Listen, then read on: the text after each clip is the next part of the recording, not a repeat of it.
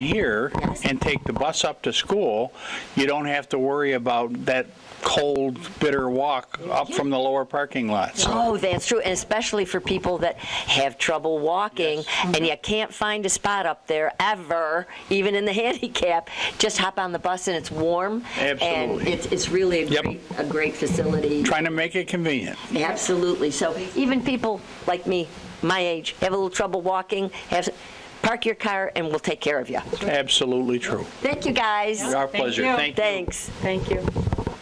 Somebody that heads up a lot of other activities for our December 7th, mark the calendar, Christmas Festival here in East Rochester is Ed Perrone, and you represent Rotary. Rotary East Rochester, you're right. Very active Rotary here. Yes, we do. For years and years and years. Yes, we've been in existence since 1926. We're one of the newest, or one of the oldest, actually, Rotary clubs in our district. Yeah. So we do a lot of different things for the community. In the past we've done the fountain that you see in Edmond. New members? What's the criteria? Absolutely, we can always use new members. The new members, we've gotten new members, but the criteria is you need to be at least 18 years of age. Okay. And hopefully you're gainfully employed. That would be help. That would be a help. What we enjoy, not necessarily. It's not your father's club anymore. It's a lot different. It used to be strictly business people. Only business, not any longer. And in the last almost 35 years now, women are now members. In fact, our club is just about 50% men and women, which is a very good, diverse group of people. And we just concluded our pasta dinner this past 2 weeks ago, and it was highly successful, and we look forward to spending that money for a lot of things throughout the community as well as the world. We do a lot of things internationally. One of the big things we want to complete is the polio outbreak that's almost taken care of in the world. As you know, husband and wives are working, so it's hard for them with their schedules, but we've made it much more palatable for people to become members. So it is twice a month, and we also... It's worth it getting together just to go eat down to Perillo's. Yes, it is. We enjoy it greatly. And that's about it. I mean, we have a diverse group of people. We have lawyers, we have accountants, engineers like myself, we have homemakers, and we have people that are many nurses. We have quite a few nurses in our club as well. So that's fantastic. Yeah. And it's just about reaching out. That's what it is. You know what? Over the years, I think a lot of these organizations fold because they don't know how to bend a little bit. Here to sell cookbooks, number one. The cookbooks, some of you have known, we're now in our 30th year, and hopefully what we're finding is people that initially wrote them, which most of them were old Italian homemakers here in East Rochester. Their kids, like ourselves, you and I, Mary, bought the books. Well, now we're getting down to our kids, and believe it or not, now into our grandchildren that are buying it. So there's been a resurgence with the books. They are very affordable. There's two of them, and they have different recipes in them. Tremendous. And if you want easy, simple, follow, down home, grandma, aunt, uncle, cousins, what they all cooked. Absolutely. We give you a little sale. They're $15 a book, but if you buy both of them, it's $25 for both. What a great Christmas gift, I'll tell you. It is, and my wife and I get a lot of requests from all over the United States for these books, believe it or not. Yeah. So that's number one. The second... Also, I just want to say they're also great showers. Absolutely. The grandkids are starting to... I was just going to say, even if he leaves, does it mean he's still going to win? Yeah, he could possibly win, but the thing is that there'll be 3 separate winners this time. Good. And they will get a choice of so many restaurants. So there are 12 very, very nice restaurants. As you know, we're becoming more on the east side of Restaurant Haven. We have some very, very nice places. So we will have that raffle. That's only $5 per ticket. We will have those available very shortly for everyone. $5 for one ticket? $5 for one ticket. One ticket, and that the draw on that will be what you will win, the winner, the number one winner, gets 5 restaurants. I believe I'm getting this right. 5, it'll be 4 the second, and 3 the third. That's 12. Yes, I still can add. So there'll be 12, okay? So the top winner gets 5 restaurants of their choice. Then the remaining 7 restaurants, the second winner will get the 4, and then the third will get whatever the balance is, okay? It's been highly successful. People enjoy it. That's one meal at each of those That restaurants. is correct. It's a $50 gift certificate for each restaurant. Okay, so if you get, you're the top winner, you get $250 worth of value in meals. We'll be there with the kids, and they'll make ornaments, whether it's beads or whether it's just Christmas ornaments that they can make to put on the tree. And you'd be surprised how many little kids really like doing this. They love doing this. Arts and crafts? Yes, they love doing it. So it's a Mary Solano nightmare, but it's a kid's dream. That's correct, Mary. So we enjoy doing this, and we'll be here till probably around 3:30. The drawing for the Taste of ER will be that day. Unlike the chamber, which is going to go a little longer, but we're going to do it that day so people will know whether they won or they didn't. And so, believe me, last year a lot of them stayed to the drawing. So hopefully we'll have the same crowd. And we have to stay around because we have to have towels for the tears. And that is correct. That is correct. And we hope the mayor doesn't win this time around. Could you tell him just don't buy a ticket? He won the first year, and he won all of them. Yes, he got $700 worth of tickets. Okay? And God knows he can afford it. I won't say that because he's my boss, but I'll tell you this. He said I couldn't go to all of them, Ed. I just couldn't. He gave them to other people, his kids and stuff like that. He just couldn't do it all. So that's about it. It's a good time. It's a good day. And what's really good,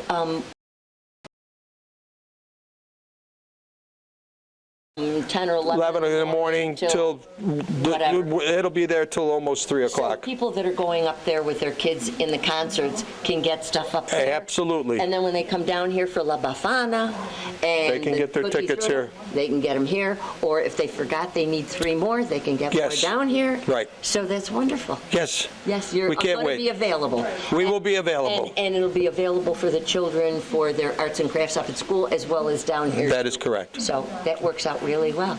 I look forward to seeing you. Wonderful for supporting the Rotary for all these years. They do wonderful things, and we really appreciate it. So the idea here, too, is, your money goes, it's not just going to a bunch of people that don't do anything. This is international. Very international. And it does amazing things. So please come down. It's that time of year. Or, you know what? Make a contribution. What do we need? We don't need anything. Make a contribution in somebody's name. That's exactly correct. Exactly. You can always do that. You can always do that. Thank you, Ed. Thank you. They have their Christmas dance coming up. You want to push that a little bit? On December 30th, we like to beat the rush a little bit. December? Not December 30th, November 30th. That's the first Saturday after Thanksgiving. It's at the club. $50 tickets, and everything's included. A wonderful buffet by Nikki LaPetra. We have dancing. We have an open bar. We have coffee and desserts. And Are the ladies making the desserts? Well, we'll see. We'll see. And how about the appetizers? Yeah, we always have some good treats. I tell you, you leave there and you can't eat for the rest of the season. It is amazing. It is so much fun. Dancing, good camaraderie, and the money goes to a good cause as well. Yes.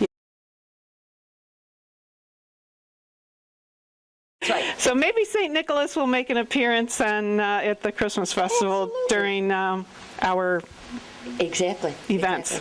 And what we're really getting back around to, and with our young people and the grandparents with their grandchildren, so many retired people, they have a lot of time on their hands. Come on, people, don't sit around and watch TV and be on your phones. Get involved, right? Right, absolutely. It's keeping the tradition. Yes, absolutely. Keeping the family. That's what Christmas is about. The holidays is tradition, family. Yes. And everybody, no matter what your ethnic background is, all your wonderful traditions, share them with your children, bring them. And we've kind of come around to the Italian tradition because we're doing all the work, so we're going to keep it Italian. And we're Italian, so that's what we have to. Exactly. That's what we have to share. But And your wonderful thing that is down here, and it starts at 2 o'clock. 2 o'clock. Yes. Down here. So you come from the concerts and all the fun stuff up at school, come back down here on the transportation, free. Right. And come safe back, and warm. Safe and warm. And you start off with the story of La Befana, which is a beautiful Italian Christmas story, and it is presented by our St. Nicholas community players, which it's a lot of fun, and it is a beautiful traditional Italian story that we love to keep sharing every year, so that, again, like you said, Mary, other generations, the new generations, can appreciate what our parents, what our grandparents, great-grandparents grew up with in Italy. So that's a beautiful tradition.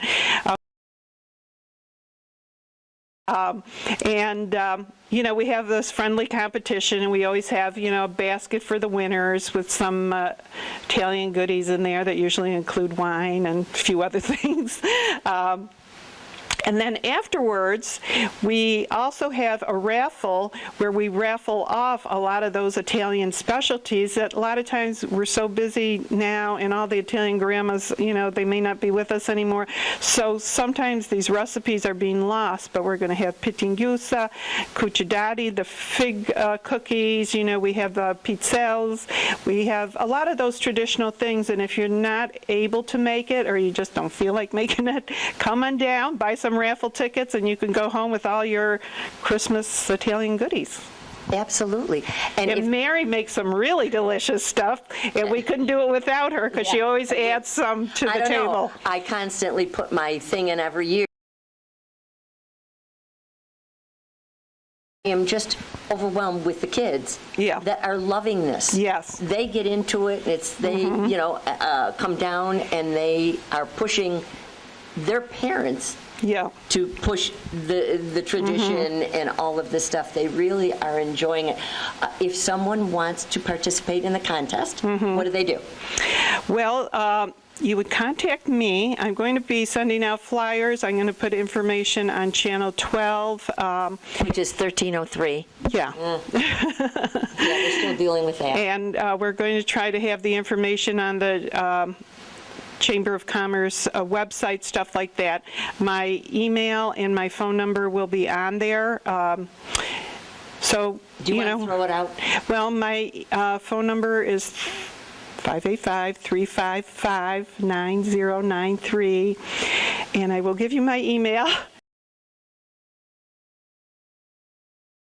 Indigenous to certain areas of Italy, like the Abruzzi, Napolitan, Jerry's Basilicata, Sicily. Very regional, and there could be one little town that makes a cake a certain way that no other towns even right next to it make. And so that's what's so beautiful, that we can keep those traditions going, because many of these recipes you're not going to find in a cookbook, But nowadays it's wonderful. You get online and you can find recipes to anything. And I think the ER Rotary Cookbook. Well, that's a treasure. That's a treasure. Yep. Yeah. And that has the recipe in there? There's a couple of recipes in there. What was great when they put that book together, Melly, Battolini, and the other people. Kind of like Ciao Italia. You're right. And you don't even have to be Italian. I mean, there's many people in this town who grew up, they say they grew up Italian and they don't have a drop of Italian blood in them, but they've enjoyed all the great food that our culture has to offer. Not only that, but it's the Italian wannabes, too. Yeah, right. And there's so many of those. Exactly. So, yes, absolutely. There are some people that don't have an ounce of Italian blood like it matters, and they're better Italian cooks than a lot of the Italians. Right, and they probably learned from, Aunt Mary who lived next door, Exactly. Right. So it's just a lot of fun. Yeah. And bring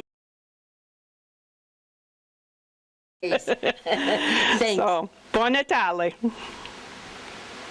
Doreen. Hi, How Mrs. are you? Good, Mrs. Salento. Thank Oh, you. Mary, please. Mary. That was my mother-in-law, Mrs. Solano. I'm Mary. You've been with us a long time I here in the have. community. Yes. You started off in the school district and Well, moved. before that, actually, in 1991, I started with the East Rochester Herald, which was then run by Wolf Newspapers. That's right. Yep. Yes. So I was got to love the community through that. And then in 1996, I went over to the school district and started working there. And I was the communications director there for 21 years. Yeah, and boy, do we miss you up there. Oh, thank you. I miss it too. I bet I you miss it do. too. And did you work for the town village at all? No, not officially. No, just help out You wherever I can. Do it all free. That's Pretty the much, sad yeah. part of it. Your professional Yes. abilities are not getting recognized That's and paid okay. for as they should. I wouldn't love it if I didn't love it, or I wouldn't do it if I didn't love the community as much as I do. I know you do. You've Yes. been in our community forever. Thank you. And Fundraiser for scholarships for graduating ER seniors. And like I said, this is the 5th year we've done it. It's basically a raffle. And how we describe it, some people think it's a little complicated. It's not really that complicated. I still haven't figured this out. That's why Doreen is so good at explaining it. We have participating businesses. We usually have about 25 businesses who participate in it. Now, we've got about 7 or 8 commitments already. Each participating business, usually they're in ER. You don't have to be in an ER, though. We can make arrangements if you're not. The businesses who help out agree to provide a prize of about $100, and they tell us what the prize is. They range anywhere from gift certificates to restaurants in and around East Rochester, services, whatever they provide. Perone Engineering, Mr. Perone always donates 2 season tickets for Buffalo Sabres games, so we have a wide assortment of prizes. We provide the list for everybody. Tickets, people buy their tickets. They're $1 each, or you can get 12 for $10.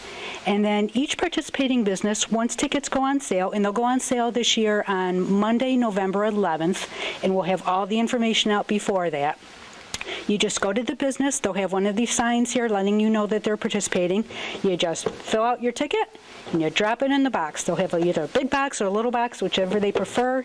You just fill out your ticket, put it in the box, and then we'll do the drawings close to Christmas. I think tickets will go off sale on December 20th this year. So you'll have from November 11th to December 20th to buy your tickets, figure out what prize you want to enter for, and go visit the business if you like, and drop the ticket in the box. Then the the drawings will be December 22nd, 23rd, and through there. And like I said, it's a fundraiser for scholarships at the school district. The past couple years, we've rewarded the scholarships to Rebecca Boy, class of 2018, and then this past year, 2019, was Amalia Bridson. And those are $1,500 scholarships, so they make a pretty big dent. And we're very proud to provide those scholarships for those kids. That's phenomenal. Okay. It's like, how do they know whom is offering what? So, in other words, if they go buy it, first of all, where do they go buy the tickets? We'll have tickets for sale at all the participating businesses and at the Christmas Festival. All businesses, or just the businesses participating? The businesses that are participating, yes. Right, okay. And if you can't go to the business to get a ticket, that's fine. Like I said, we'll have them at the Christmas Festival, or just send me an email. And my information is all on the list of participating businesses. We break it down, the business, the address if you want to go there in person, and exactly what they're providing as a prize. That's a big list. That'll be ready just before tickets go on sale. We need their commitments by November 8th, so I can tell you the evening of November 8th, 9th, and 10th, I'll be working really hard on making sure that list is up to date, and we'll put it out on Facebook, ER Communicates, it'll go out. We'll also have the tickets will also be available for sale at both locations of the ER Christmas Festival. We'll have lists of the prizes in case you don't get the chance to look at it before that. We'll be there December 7th. At the Christmas Festival locations. A lot of the businesses, they are asking if we can collect the tickets for them at the Christmas Festival. We'll be able to do that also this year. We'll have the list of prizes. We'll have some displays. We encourage the businesses to have festive-looking displays, not just throw something in a shoebox and say, here you are. Put some ribbons on it. We've had some really amazing festive-looking prizes in the past couple years, and we encourage that. And we'll have some of those up here and probably at the school also that day. We'll have tickets for sale that day. Like I said, choose your prizes, buy your tickets. You can drop them right in the box. Okay, now, why this doesn't get through me? Now, every single business that is participating will have a drawing. Yes. So, okay, and depending on how many people go to that particular business, just one ticket is drawn and they win. Correct. So not everybody Correct. wins. The one person wins, but if you put them in multiple places, then you can get things, and like say if you get the 10 for 12, or 12 for $10, you can split them up. Absolutely. And put your name on it and say, I'm going to go. Absolutely. Who are some of the ones that have participated in the past? In the past, we've had Hazelton, all the banks, the Town Village, Perone Engineering. This year we picked up Silverball Saloon. Perlo's always participates, I believe. This year we've also picked up Flower City Cleaning, which is owned by Missy Shantra Gearing, and she's an ER graduate. And let's see. Where is that located? They are on 201 Main Street, same building that houses Equitech, just right down on Main Street there. Okay, cleaning. Flower City Cleaning. She does house cleaning, yes. Oh, give me a ticket. Okay, yeah. I believe, I'd have to look at my notes, but I believe Flower City Cleaning's prize is $100 worth of services, if I'm not mistaken. Sorry, Missy, if I just messed it before up. the Yeah. holidays. Yep. How cool would that Yep. be? Yeah. I wish I could, we've had so many businesses that have participated in. I've only been involved in this 2 years, but this will be the 5th year for it. Yeah. Now I get it. Okay. Yeah. I really. You don't have to put all your tickets in one box. You can, if you buy 12 tickets, you can put them in for 12 different prizes. You can buy more than 12 tickets if you want. We've had people do that, and it increases your chances of winning. I was just going to say, what's really good about this too, as far as winning, your odds are much higher because there's so many places participating. They're not going to get all these tickets in one thing and you're hoping for the one prize. They're going to be limited, so your odds of winning are going to be way higher. Yep, absolutely. Yeah, Yes. very cool. Yeah, thank you. And that will support a scholarship and it's one scholarship. One scholarship and $1,500 is really $1,500. nice. Yes. Whoa. Yeah, for the cost. And I have been involved in this for 2 years now, like I said, and I am responsible for getting the scholarship applications and entries in and copying them for our board of directors to look at and evaluate and choose a recipient. I don't know how they choose it because I am blown away by every application that we get for it, and we get like 6 or 7 applications each year for it. How they choose it, I don't know. Yeah, I know. These kids are amazing. They really are today, and the schedules they keep. And boy, and the fact that most of our kids here, at least I know, because of limited funds, work. They work. Yeah. So to give it to one of these kids that is so hardworking and is available, that's just phenomenal. Tell us a little bit about the Chamber, East Rochester Chamber. Looking for members? Always looking for members. We solicit new members all the time. We've got some new businesses that have just moved into the village. Broken Yolk has signed up, and let's see, who else? Your CBD store is a brand new member. We're very happy to have them. We just love to promote businesses because we love this community. Yeah, that's great. That's terrific. And the Chamber, I can't say it enough how much our businesses, our local business, we're small. And so whenever we've got things going on, like the Christmas Festival, like anything going on, I know the 5Ks and the Alumni Association, I can just go on and on and on of all the things that we do in our community. And we go to the same businesses because we're small, and they never say no.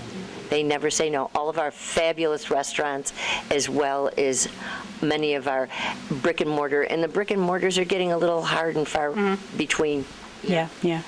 And we also have businesses, or I should say chamber members, who aren't necessarily in East Rochester, but they do have an East Rochester connection.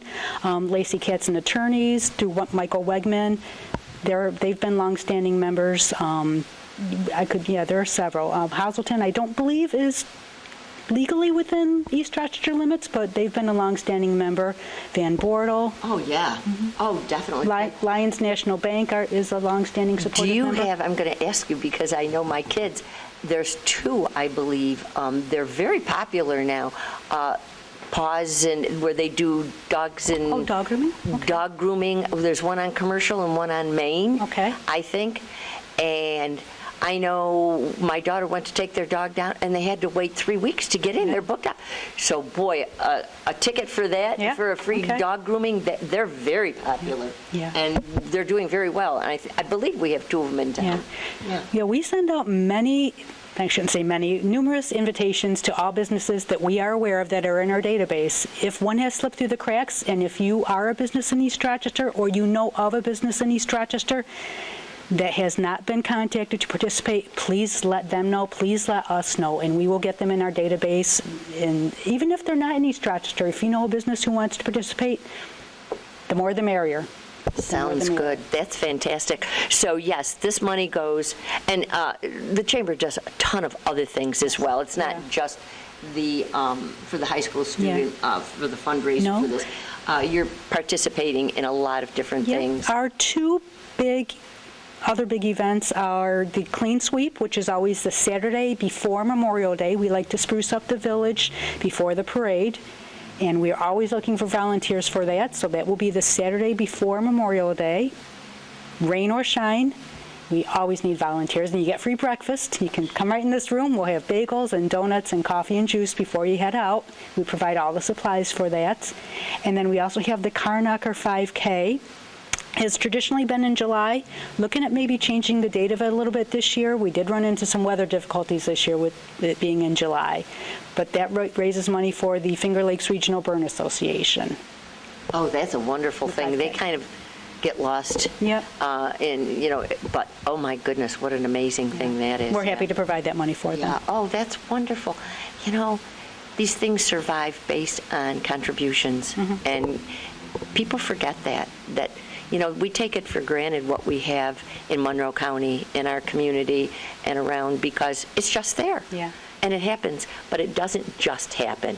It only happens because a lot of people like you work very hard to make it happen. We need more cooks in our kitchen. We need more cooks in our kitchen. Never enough cooks, are there? Especially there's never enough cleanup committee. Yeah. After the cooks get done, right? So the cleanup committee for your cleanup, and that makes our community look nice.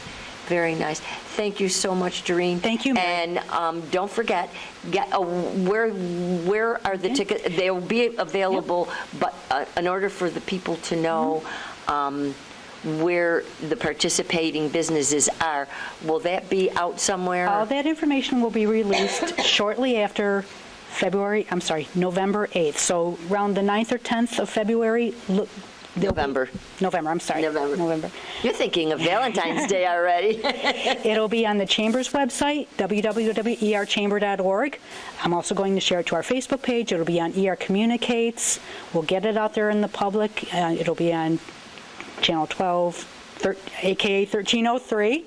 1302. Yeah. Don't you love it? 03. That information will be out there, and there'll be notices in the local newspapers about where to find the information about what businesses are participating and the dates that you do need to buy your tickets by and get them into the ticket collection boxes by. Like I said, they'll also be available. Make it easy on yourself. Come on down to the Christmas Festival. They'll be available there. All the information you need will be available. Where are you going to be selling them? Strictly here, or are they going to somebody up at the high school too? Definitely here at the Iyer Building. If I have my 2 cents about it, also at the school. At the school, good. Yeah, So you can catch both groups. If you can get somebody from the chamber up there, that would be We did sell at the great. school a couple years ago, and I thought we sold quite a bit of them. For whatever reason, we didn't make it up there last year. I'm going to try to make sure that we got somebody at the school this year, because you're covering people who are coming in and out of that Advent Festival. So. Yeah, absolutely. Absolutely. Thank you so much. Thank you. Get them in. It's another, if you win, what a great gift it would be to somebody, too. We've had people a lot of times the business owners, when they do the drawing, and for the winner, they opt to call the winner directly then and there. I've heard screams of delight coming. I really have, coming from the other end of the phone. These people really wanted that $100 gift certificate to Limoncello's or wherever, and they got it. Yeah. And like I said, if you don't use it yourself, it's great to give as a gift. And also, get get the word out to your friends outside of East Rochester, Pittsford people, Fairport people, Webster, Penfield. It doesn't, well, even Chile, and I mean, you're on the other side of the county. However, it's not just an ER event. We are spreading out, and people come in from all over. You come in for our wonderful restaurants, come on in and support us for the Christmas festival, December 7th. And we are expanding our advertising this year also to not only ER and Pittsford, but we're expanding our advertising to Fairport, Webster, and Brighton, I believe, also. Yeah. Yep. Yeah. Well, I know that Oh, Penfield. I'm sorry, Penfield. Penfield, great. Many ER people support the Pittsford tree lightings, the, don't they have in Fairport the Scarecrow I believe so. event? And they have all kinds of things going on. And it's not just your own town anymore. Our home is, for us anyways, the whole east side of Monroe County, and we love supporting each other, going to each other's parades in the summer and supporting the fire departments. I just want to remind people of the Advent sale, which is supported by the Council of Churches. If you need gifts, whatever, it'll be at the gym, and they have wonderful things that you can pick up right there, buy it, pay for it, wonderful stocking stuffers, great things. Please support.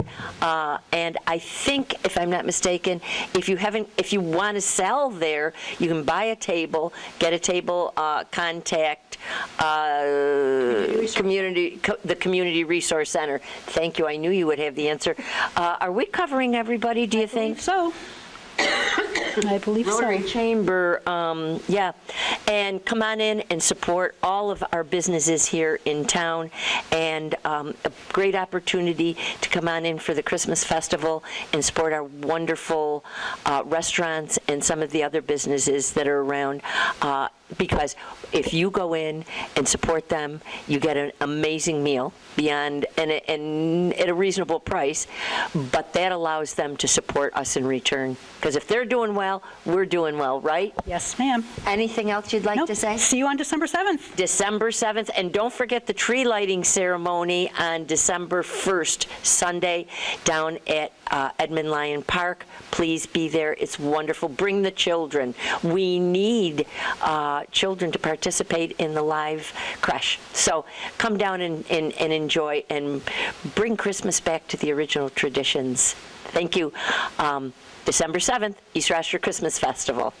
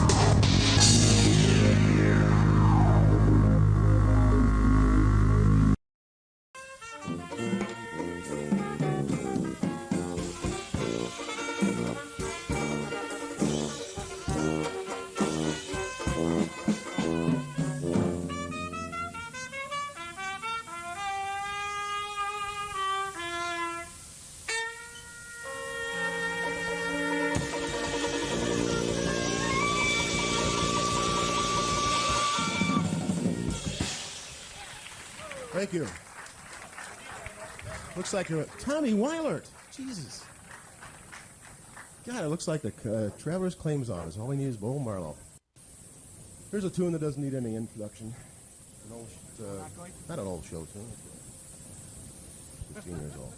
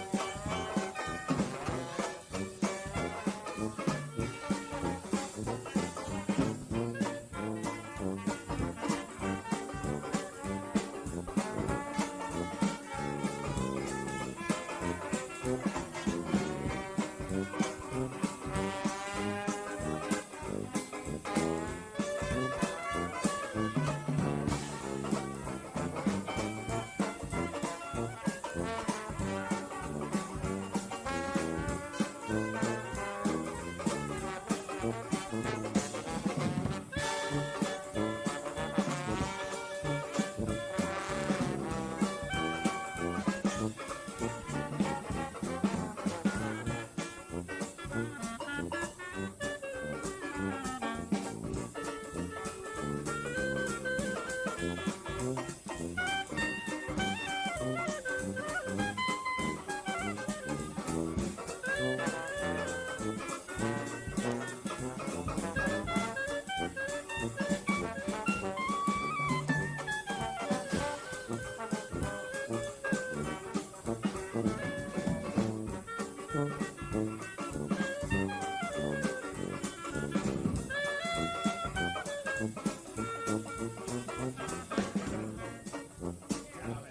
hello there, Dolly. It's so nice and flat where you belong. Goes to the school, going there, school goes, going to school. You're still going strong. We feel this room is swaying off the band is playing one of your old favorite songs from way back when. So take her rap, fellas, find her an empty laugh, fellas. Dolly, she won't go away again. Go get it, Jimmy.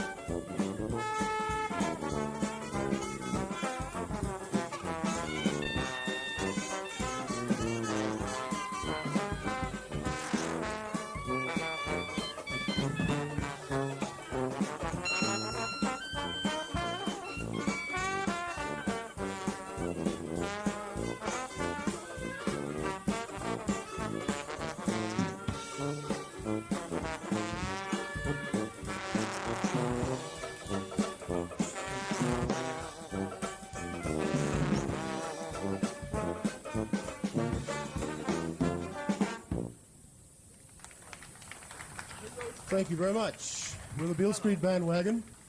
Again, I'd like to thanks very much to Gail Hammett and the City of Rochester for having us, also the Landmark Society, and also good old XXI. I'd like to just introduce the band members at this time. Our trumpet player, Steve Kindred. Our trombone player, Jimmy Duncan. Our clarinet player, Sean Tracy. Goodbye, Barbara. Thanks for coming. Our tuba player, Don Hunt. And kazoo player, he doubles. And our drummer, Chuck Morey. My name's Gene Lange. Thanks for the Travelers Claim Department for coming by today. It was very nice to see all my old cronies from 20 years ago.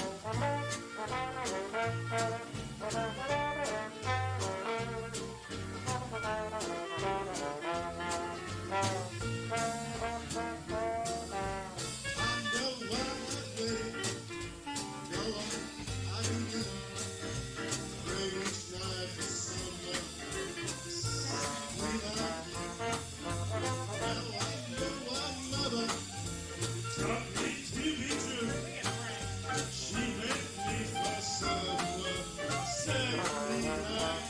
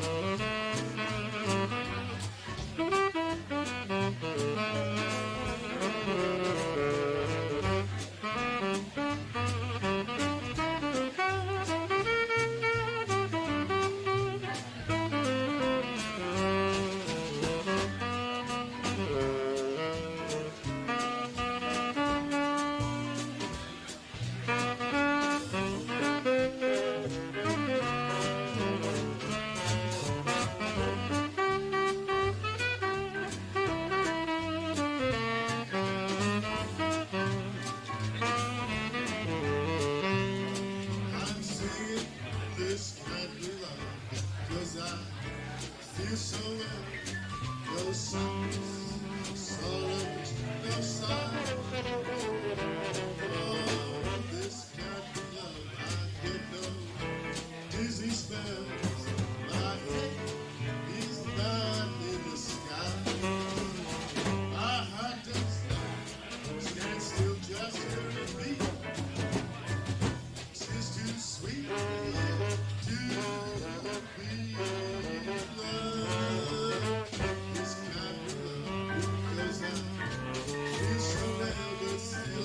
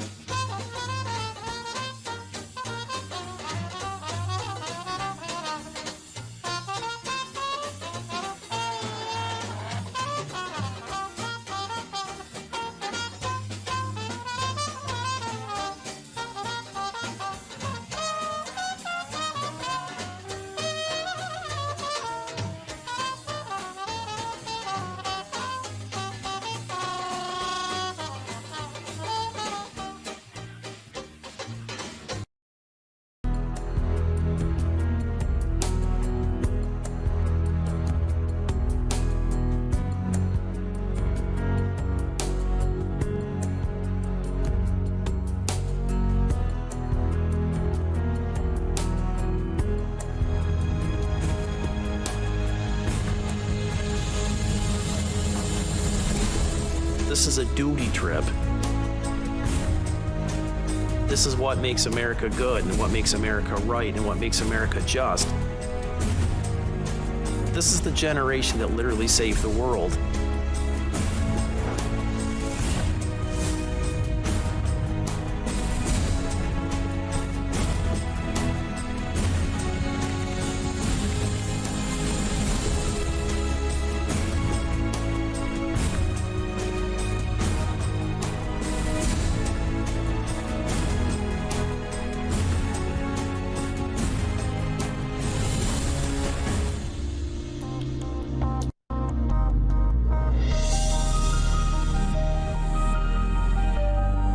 About 3.5 years ago, I saw in the USA Today newspaper a little article that talked about something called Honor Flight, a program that took veterans of Washington free of charge to see the memorial.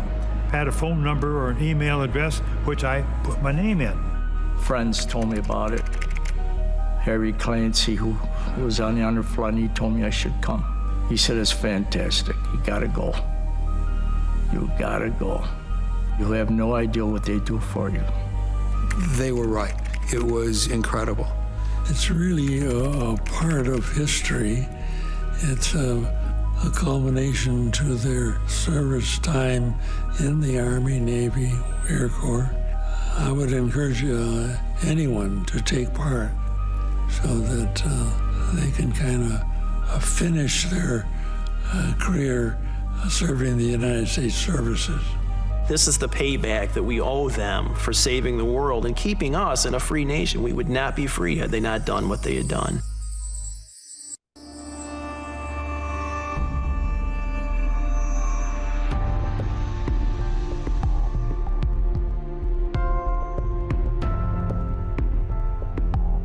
I lived in the town of Eindhoven, southern part of Holland. We went through the war. We saw the Germans come in. They came in 50 miles an hour. It's unbelievable. They took over everything. I was in the 730th Field Artillery Battalion, the 75th Division. Well, I was a movie cameraman for the Special Forces for 9 months as an enlistment. I started as a private, and when our lieutenant was injured and left, they had to promote me. I was in 740th AAA and aircraft. And so the war years were some hard years, especially the latter part, when there was hardly any food to be gotten. The biggest thing that I remember, that it was cold and there was a lot of snow. It was so cold that when the trucks came with ammunition, I used to run under the truck and grab the muffler to keep warm. It was so cold.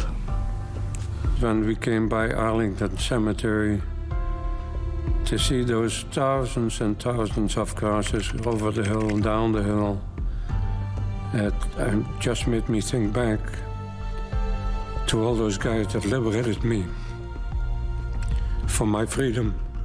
Well, naturally, we got home and life just picked up. The next day, I was a civilian. That was it. Then you get out of service and you got to get yourself back into another world. That's just a little part of history, and there was more important things to talk about. You have to remember, the United States of America sent 16 million men and women into that war in combat. And I'm not talking about the home front. 16 million people served in that war. What you see in those pictures in Times Square is not even a drop in the bucket.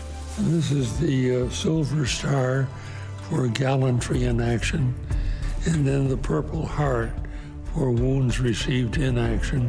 If only 1/10% experienced what you see in those pictures, do the math. What percentage didn't get to have anything? I personally thought we were forgotten.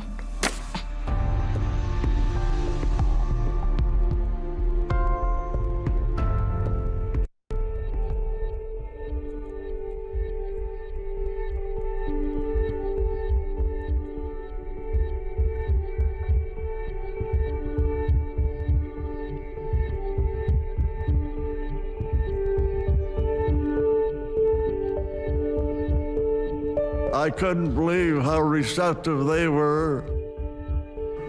As soon as you pull up to the curb, they put you in a wheelchair, and from then on, they got us through security and had a nice breakfast, and they got us on the plane without any rustle or tussle. And then when we got to Baltimore,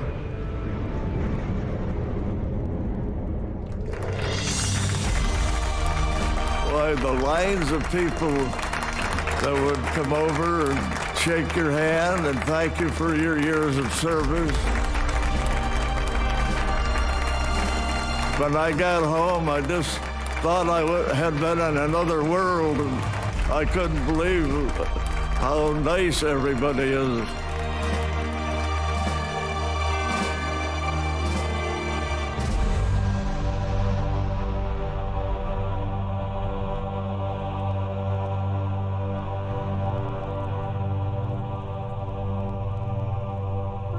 The solemnity of being at Arlington and the ramrod straight, spit and polished soldiers there, the young soldiers scuffing their toes, which is their only way that they can acknowledge to the World War II veterans, that little of their toe, was incredible. I get a chill just thinking about that.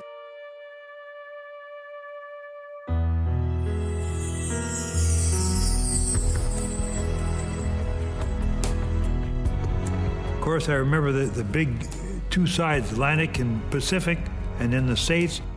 And since I'm from Minnesota, I looked up Minnesota as well as New York. Then there's a lot of different sayings and things around the base there, like the time Eisenhower talking to the troops just before they went into Normandy. It was a beautiful day there in Washington, the 30th of October.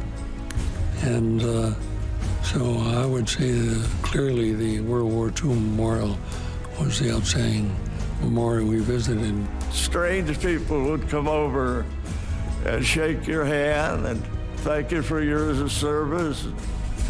And my son went with me and took a lot of pictures.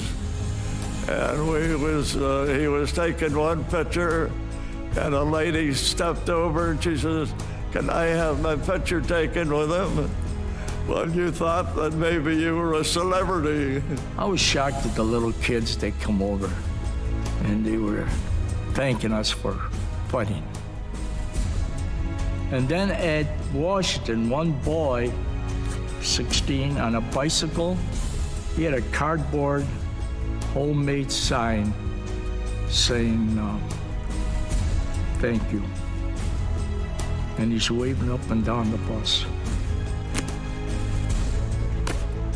That is an unbelievable experience, especially not just the World War II one, but for instance, the Air Force Memorial, that you see these three big pillars ending up in the sky, almost in the clouds, thinking of all these airplanes that went up during the war.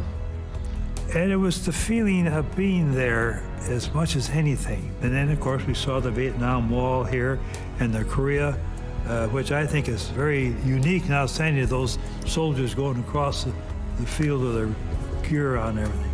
And then, of course, getting over to see the Iwo Jima monument is the singular, most impressive one to me of everything in Washington.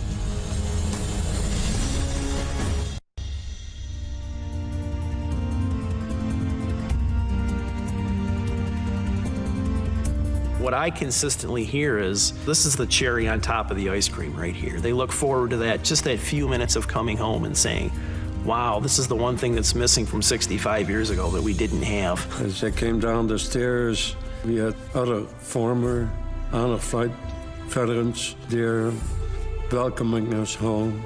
And it was like coming home from the service. And then all the people that were there, it was unbelievable how they waved, and of course family was there as well. We are back home from the war, so to speak.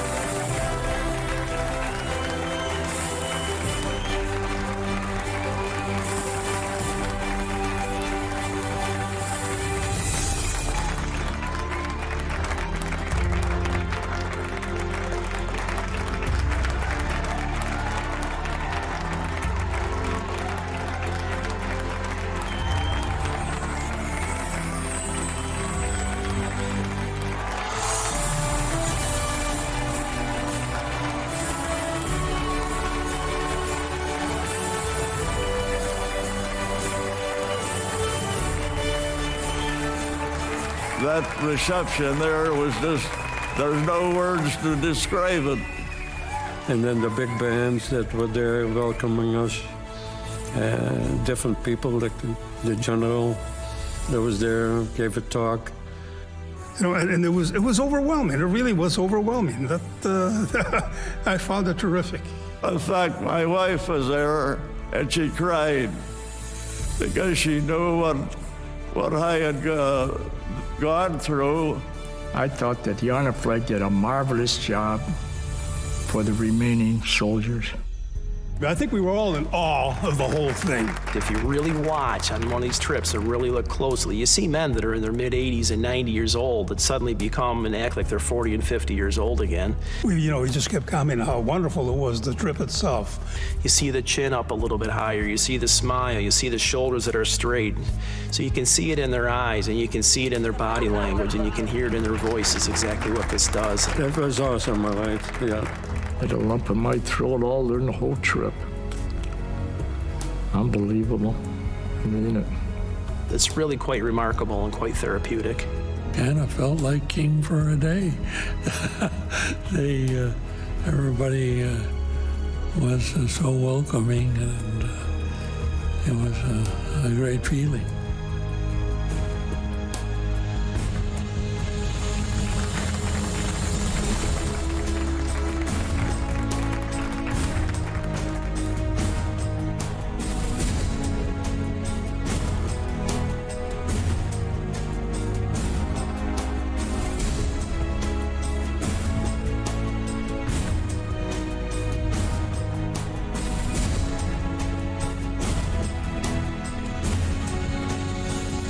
We gotta hang in there together. God bless you.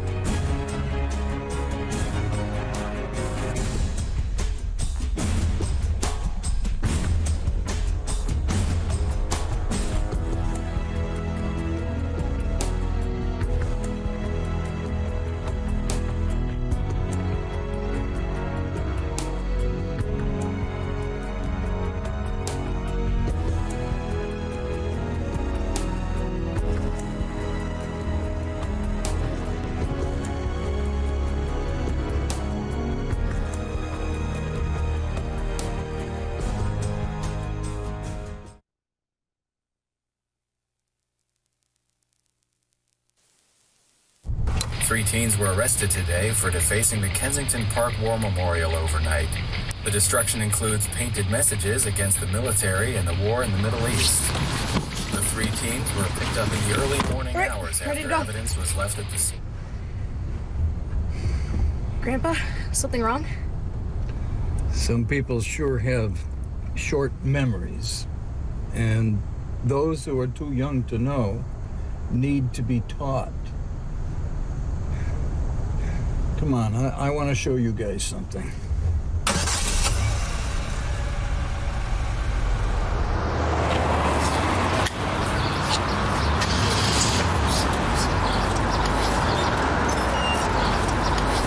Yesterday, December 7th, 1941,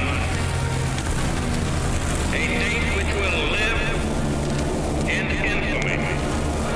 The United States of America was suddenly and deliberately attacked by naval and air forces of the Empire of Japan.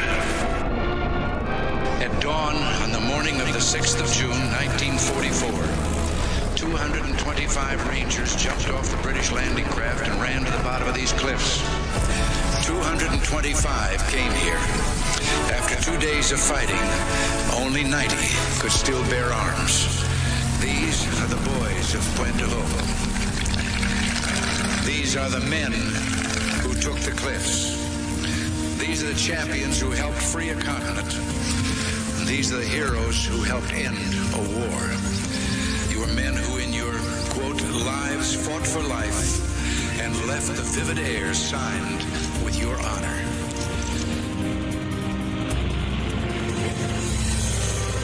In the name of God and country, I learned to defy gravity. To honor my family, I lived in the belly of a beast. I fixed the hearts of iron monsters. I became a worm in the mud for dignity, For honor. For righteousness' sake. for God and country. I fought for you. I fought for you. For you. I fought for you. I fought for you. I fought for you. I fought for you. For you. For you. For you. For you. I fought for you. I fought for you. I fought for you, and I do it again.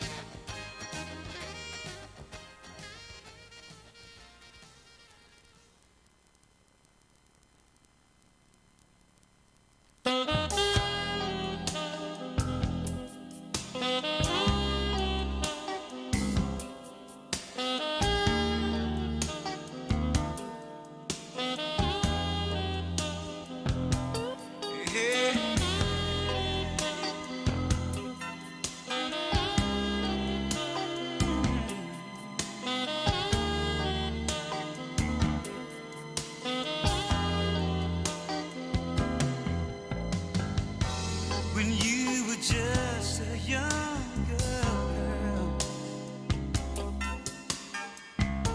before you knew the meaning of love. I took your hand and promised you paradise. Naive, you fell right into my plans. Seems I knew just what to tell you. I knew just what to do. You believed the things I said to you. Too bad they were not true. When you asked about forever, I said take life day by day. Then you asked me if I love you. These words you heard me say. I'll get back to you. In the meantime, I'll get back to you. When it feels right, I'll get back to you.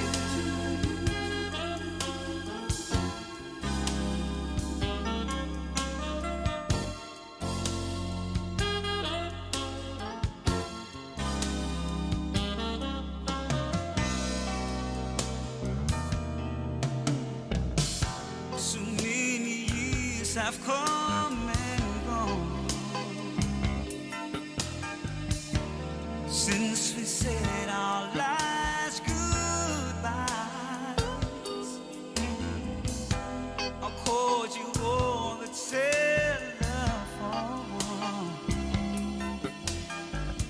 I want to give that one more try.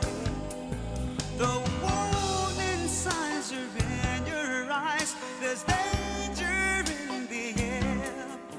How could I keep you holding on when I never really cared? So you're gonna think it over. Just need a little time. I guess I had it coming when you gave me your reply. I'll get back to you. In the meantime, I'll get back to you. When it feels right, I'll get back to you.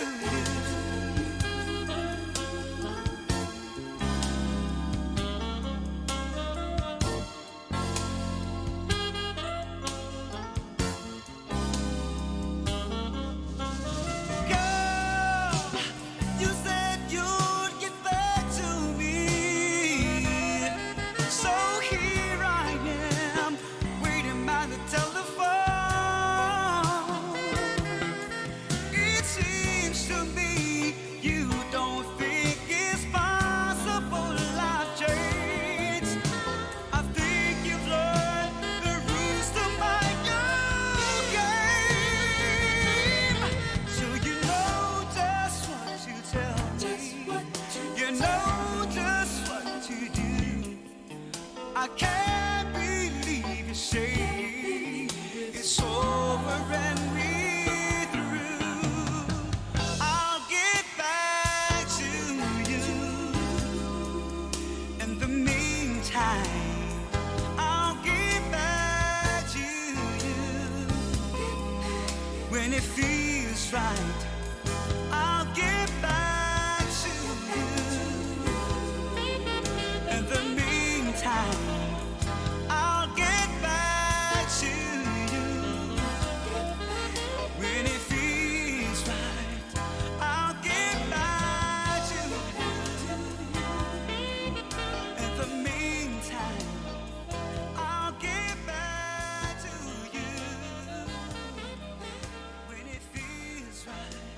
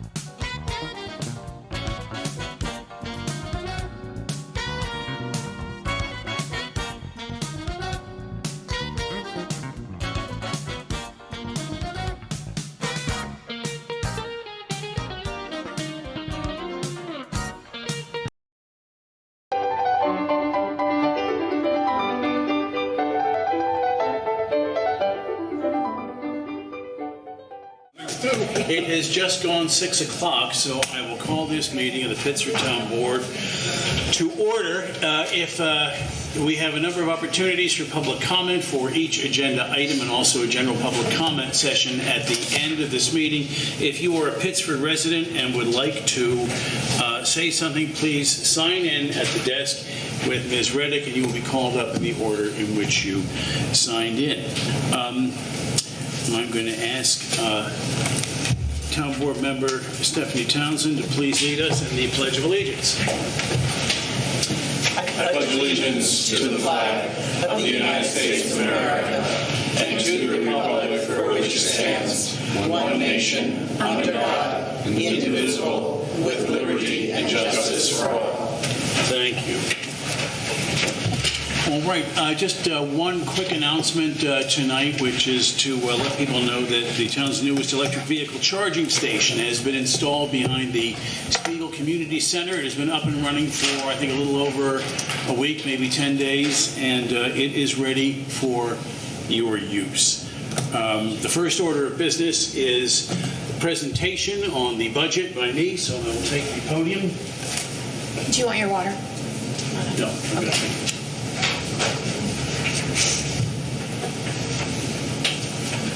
Right, so the proposed budget for the year 2020, that is a responsibility of the town supervisor to prepare the budget. That's as a matter of state law. And my budget pursues our policies of lower taxes, strong neighborhoods, and continual improvement for Pittsford. I'd like to talk about some of the highlights of the budget. For the second consecutive year, we have cut the town property tax rate, a 1.5% cut in the town property tax rate, and a cut in the overall tax levy. So over the course of the last 2 years, that's been a cumulative total of 8.1% tax rate cut, with a 1% decrease in the overall tax levy for this year. It's compliant with the New York State property tax cap. We maintain the increased funding that we've added for our residential road repaving program. We've made provisions in the budget for improvements to the Pittsford Community Library, significantly increased support for the Pittsford Volunteer Ambulance. Among the things that are important to us from the ambulance service is something you may have heard about, the stroke mobile, which can greatly reduce the response time and the time it takes to get a stroke victim to the hospital where they can get the treatment they need. It makes a material difference in the success of recovery from a stroke. We are one of the first municipalities to bring the stroke mobile to it and to its residents. We'll have a new kayak launch on the canal that's handicapped accessible with easier access for seniors. We've increased funding for Pittsford Youth Services. We continue our support for the Elderberry Express. And our overall goal has been to pursue continuing environmental initiatives that save taxpayers money while protecting our natural resources.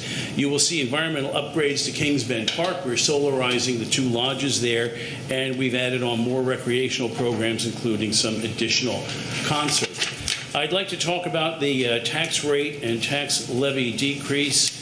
Again, you can see the decrease in the tax rate from this year's budget for 2019, 1.5% decrease, and also a decrease in the overall tax levy. So again, over the course of 2 consecutive years, a reduction in the town tax rate of over 8%. And so where does that leave Pittsford in relation to other municipalities? So we can take a look at the next slide, please. And you can see out of the 19 towns in Monroe County, Pittsford is the 7th from the bottom in terms of the taxes that the town levies on its residents for the services we provide. And as I'm fond of saying, if you exclude from that list those municipalities with a tax rate lower than ours, or the reason it's lower than ours is because they have a giant landfill or they have a really sprawling big box store commercial area, much more sprawling than I think people want to have in Pittsford, we are the 5th lowest. I'd also like to talk about a comparison of these services that provides. So here are the towns that have tax rates lower than Pittsford. And you can see that in each case, Pittsford provides more services to its residents. So Parma, there's no leaf pickup. They pick up brush twice a year. We pick it up on a weekly schedule during the season. Penfield has no leaf pickup and no brush pickup. Mendon, there's no leaf pickup, again, brush pickup twice a year, and they don't have a recreation department or offer those programs to their residents. Perrington is a lower tax rate than Pittsford.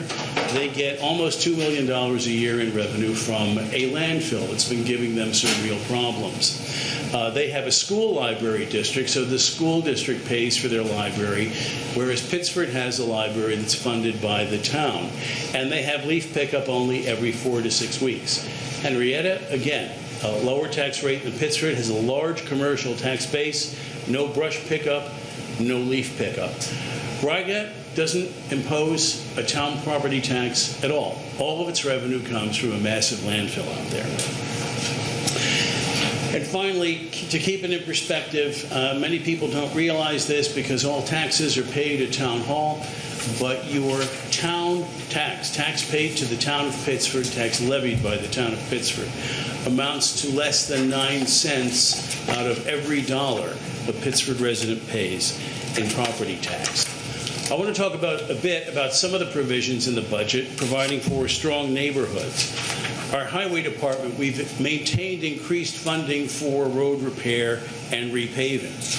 We've added additional traffic safety devices, and we are now in the process of converting street lights to LEDs. This is something that will pay for itself in about 18 months and greatly reduce the town's consumption of electric power for street lighting purposes. Again, under the rubric of continual improvement, this barely scratches the surface, but it's just an overview of the budget.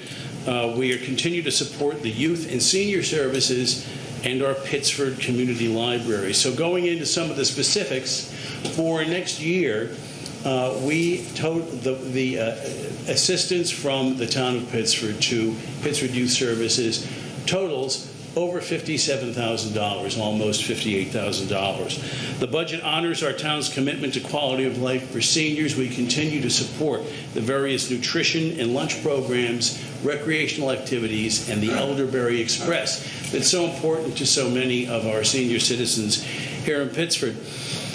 I want to talk a little bit about improvements to the library.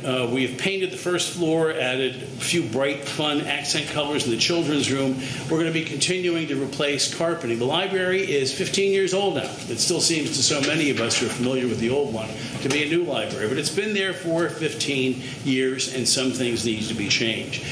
Furniture needs to be upgraded. We have money in the budget for that. Increased staff hours, and supporting a number of new databases. The Mango Languages, it gives Pittsford residents access to courses on learning over 70 languages, as well as 20 ESL courses. We're doing updates to the Teen Place and access to the movie streaming app Canopy, which I didn't even know about myself until the library director brought it up, and that will be for any Pittsford resident who has a library card. And then finally, although it's not part of the budget, it is related to our budgeting and financial management, I'm pleased to let you know that through another year, the town of Pittsford maintains its AAA credit rating. We are the only town in all of the state of New York, north of Westchester County, to have the AAA credit rating, which is the highest credit rating available. There's nothing higher.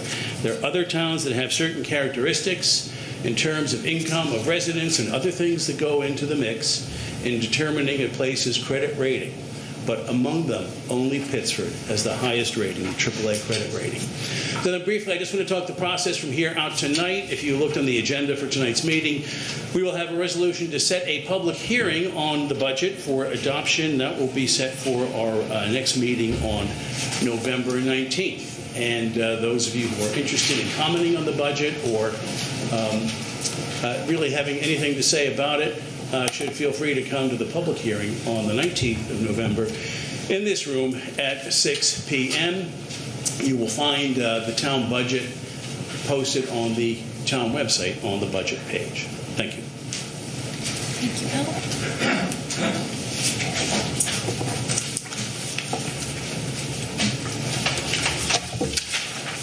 All right, board members, you have before you draft minutes from our meeting of October 15th. Ms. Reddick, has anyone signed up to comment on the minutes? No one. Any proposed changes or amendments to the minutes? If not, is there a motion for approval? I'll move that we approve the minutes. I'll second. Sorry, Matt. Beckford? Yes. Munsinger? Yes. Yes. Townsend? Yes. Smith? Yes. That brings us on to legal matters, and we mentioned this very briefly at the end of the last meeting that the governor has signed legislation that waives the state's portion of the fee for marriage certificates for members, active duty members of the armed forces. However, these fees are levied separately by the state and by the town, so it seemed advisable to suggest, as our town clerk has, that the town waive its portion of the fee on marriage certificates and marriage licenses for active duty members of the armed forces. Board members, any discussion? As someone who has many military members in her family, I greatly appreciate this. And I just want to clarify, I didn't get a chance to look up the state legislation, but when they say member of the armed forces, will that include guards, members of the guard, and only if they're active duty and deployed? Okay. Active duty, not necessarily deployed. Not necessarily, but if they are a full active duty, so it will not include guardsmen who are not. The statute says United States Armed Forces, and it says that are inactive duty members. Okay. Okay. Thank you very much. Thank you. Is there, Stephanie, would you like to move that? I would be happy to move that we waive the state and local fees for marriage licenses and marriage certificates effective immediately. I'll second. Beckford? Yes. Munsinger? Yes. O'Connor? Yes. Townsend? Yes. We come to the matter I mentioned during the budget presentation, which is setting a public hearing for the proposed 2020 town budget. Ms. Reddick, has anyone signed up to just get to comment on this? As I mentioned before, the proposal is to set the public hearing for November 19th, 2019, which is the time of our next regular town board meeting at 6 p.m. in this room. Bill, I'll move the motion that the public hearing be set for 2 weeks from tomorrow, November 19th, 2019 at 6 p.m. A second. Beckford? Yes. Munsinger? Yes. O'Connor? Yes. Townsend? Yes. Smith? Yes. All right, that brings us on to budget transfers and amendment. We have several budget transfers proposed, one from contingency to attorney outside counsel to cover expenses associated with outside counsel services for assessments and personnel. 18,000 transferred from recreation after-school program salaries to the recreation center salaries generally to cover salary costs, and $17,700 to cover the cost of replacing the AED units and cabinets in town buildings. Also, an amendment to the highway budget that the salt budget for road salt be increased by $100,000 to purchase additional road salt for the upcoming snow and ice season. Mr. Schenker, do you want to comment on that one? Yeah, this is usually just done as a precaution. We have about 800 tons or so of salt on hand in our salt barn to finish the year off. Most cases that would be adequate, but certainly we always want to have enough salt on hand. If you recall, this past season has been a very, very heavy season. Out of the 100,000 that we're asking for, as a matter of fact, next town board meeting, I'll be bringing you a modification to our previous snow and ice agreement with New York State to increase that contract amount for last season, so we can be reimbursed from the state to the tune of $136,000. So with increased costs, most cases we'll get that back from the state for plowing and salting their roads. So This is just a precaution, so we have salt in hand should we need it to finish off the year. So, Paul, to your point, we are actually going to commit and purchase the salt and have that in the barn? We will be purchasing the salt. If you okay it, as soon as tomorrow morning, we'll purchase the salt for delivery. Has the price of salt remained somewhat constant, or do you see elevations year over year over year? Salt prices go up a little bit. They do have a multiplier in there for a fuel surcharge for the 2020 season calendar year. There has been a small increase in the per ton price for salt as well, because New York State negotiates that contract each year. When we say salt, we're really talking about a treated calcium chloride of some sort? It's basically road salt, calcium chloride. Okay, thanks. And for those who aren't familiar with acronyms, would you kindly just explain what an AED unit is? Yeah, AED is a defibrillator, basically. Defibrillator, yeah. Our defibrillators are coming due. They have a shelf life and expiration date. So we are replacing those AEDs. The reason we're doing it now is because our vendor has provided us a trade-in allowance for the old equipment as well. So it certainly makes sense to be able to take advantage of that and replace those. And then also our fire marshal tells us we should really have those units in more conspicuous cabinets, as well as that helps keep the equipment clean. So there'll be cabinets associated with each of those units also. And on the rec center salaries, did we add some staff that weren't originally budgeted? We went to 2 people at the front desk. Okay. Can you remember that? Yeah. So this is to help cover that. Okay, thank you. Other questions or discussion, board members? I will move the transfers. I'll second. Beckford? Yes. Munsinger? Yes. O'Connor? Yes. Townsend? Yes. Smith? Yes. And we should probably move the budget amendment as well, so I'll do that. Oh, I'll second. Beckford? Yes. Munsinger? Yes. O'Connor? Yes. Townsend? Yes. Smith? Yes. That brings us to a request for this. This is something that I guess, somebody correct me if I'm wrong, but I gather this particular payment would have made the vouchers last time we did the full set of vouchers, but it came in a little bit late. Yeah, it was a timing issue for them. Okay, but we want to preserve our We're the good... biggest contract. They need to make payroll, so they have to complete the process. Okay. And we have a good business relationship with them, and Yes. we like to do it, and we would have paid this anyway. Yes. Because we pay our bills. So therefore, the voucher payment authorization, board members, any discussion or questions? If not, I'll move it. I'll second. Beckford? Yes. Munsinger? Yes. O'Connor? Yes. Townsend? Yes. Smith? Yes. Right. We have our Winter 2020 recreation programs. I want to thank Recreation Director Hollenbeck for another great group of programs here. Can I ask you, whatever became of the ballroom dancing class? Is that, I don't see that anymore. My wife and I used to enjoy that a lot. We did it for years. We lost interest. Folks lost interest in the class. Did they really? All right, well. Love to bring it back. I'll have to sign up again. All right, thank you. Thank you. Appreciate it. Jesse, you want to take us through what's new? I know there was some excitement yesterday. Yes, we have, this is we're finishing up our winter brochure. These programs get us through March 2020. And one new addition is we're continuing our partnership with Autism Council of Rochester. And we're going to offer an inclusive basketball program on Sunday. Very cool. Exciting program, something that we're looking forward to. It's kind of a pilot program with the Autism Council, and hopefully we'll be a lot more programs. All right. Yeah, Jesse, can you just give us an idea how some of these ideas came into existence? Some of these are quite creative. Yeah, we get a mix of resident feedback and instructors that come to us and request to offer programs.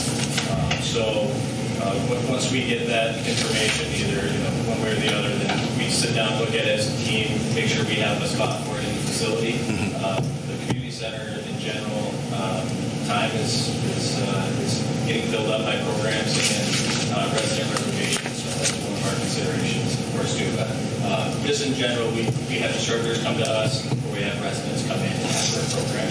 We look for an instructor to offer. Good deal. Thank you. Great. All right. If there's no further comment or question, I'll move approval of the winter 2020 recreation program. I'll second. Beckford? Yes. Munsinger? Yes. O'Connor? Yes. Smith? Yes. We move on then to personnel matters. Ms. Reddick, anyone signed up to talk? No, sir. Okay. So, Matt, do you want to? Yeah, with respect to number one, I've had the chance to review the applications for all 6 of those named, and the background checks have been completed successfully. So there are no issues with respect to moving forward and approving these. Okay. Board, any questions or comments? No, I will move that we approve the hiring and I guess it's salary changes. Yeah. I'll second. Beckford? Yes. Munsinger? Yes. O'Connor? Yes. Townsend? Yes. Smith? Yes. We also have before us a conference attendance for continuing education request for 3 employees to attend the Genesee Valley Recreation and Park Society annual conference at the Seneca Park Zoo. This is $135, falls within the Recreation Department's budget for professional development. Is there a motion to approve?